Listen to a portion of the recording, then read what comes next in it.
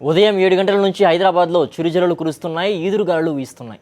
ఒక్కసారిగా వాతావరణం మారిపోయింది. వాతావరణం మారిపోవడానికి గల కారణం తదితర వివరాలు వాతావరణ అధికారి నరసింహారావు గారిని అడిగి తెలుసుకుందాం. నరసింహారావు గారు చెప్పండి, వాతావరణం ఒక్కసారిగా మారి వర్షాలు పడడానికి గల కారణాలు ఏంటి? ప్రస్తుతం మనకి సమ్మర్ పీరియడ్ లో ఈ థండర్స్టార్మ్ యాక్టివిటీ ఉంటుందండి. సాధారణంగా ఏంటంటే క్యుములో నింబస్ మేఘాల వల్లనే మనకి మధ్యాహ్నం డెవలప్ అయ్యి సాయంత్రం రాత్రి దాని ప్రభావం ఎక్కువగా ఉంటుంది. ప్రస్తుతం మన తెలంగాణ జిల్లాలో మీకు మన హైదరాబాద్ లో కూడా ప్రస్తుత పరిస్థితి ఈ క్యుములో నింబస్ మేఘాల వల్ల వచ్చే ప్రభావం వల్లే మనకి గత రాత్రి చూస్తే మంచి భారీ జల్లులతోనూ మంచి బలమైన ఈదురుగాలులతో వడగళ్ళు కూడా పడింది.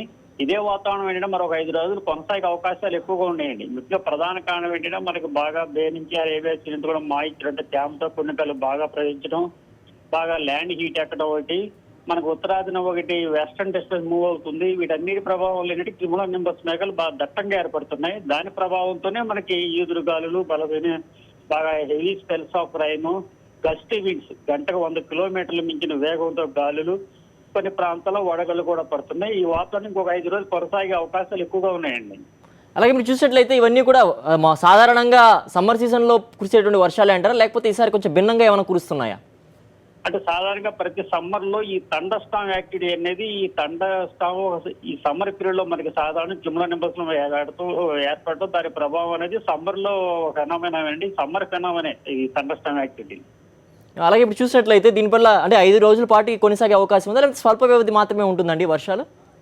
ఏమండి, అంటే స్వల్ప వ్యవధిలోనే కురుస్తాయా, లేకపోతే ఒక 5 వారం రోజుల పాటు ఉండేటువంటి అవకాశం ఉందంటారా? మేఘాల వలన ఏర్పడే వర్షం ఏంటంటే ఆ మేఘాలు ఏ ప్రాంతంలో ఏర్పడితే ఆ ప్రాంతంలోనే బాగా దాని ప్రభావం ఒక అరగంట నుంచి 45 నిమిషాల వరకు బాగా ఎక్కువగా ఉంటుందండి. ఆ టైంలోనే బాగా హెవీ స్పెల్స్ ఆఫ్ రైన్, బాగా పిడుగులు, వడగళ్ళు, గస్టీ విండ్స్ కూడా గంటకు 100 కిలోమీటర్లు గాలులు కూడా వీస్తాయి. తర్వాత దానితో టోటల్ సెల్ యొక్క 2-3 అవర్స్ లో డిస్పేట్ అయిపోతుంది.